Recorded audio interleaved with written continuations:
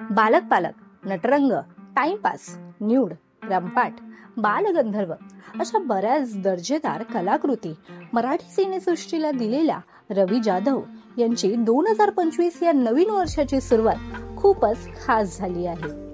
रवी जाधव यांनी नवीन वर्षात नवं आलिशान घर घेतल्याचं समोर आलंय. ही आनंदाची बातमी त्यांनी स्वतः सोशल मीडियाच्या माध्यमातून दिली आहे.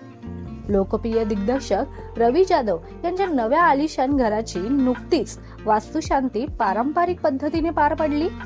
याचा व्हिडिओ शेअर करत रवी जाधव यांनी म्हटलंय की डोंबिवली बाहेरील दावडी गावातील छोट्याशा घरातून सुरू झालेला आमचा दोघांच्या स्वप्नाचा प्रवास आता इथवर येऊन पुन्हा नव्याने नवीन स्वप्न पाहायला सज्ज झालाय.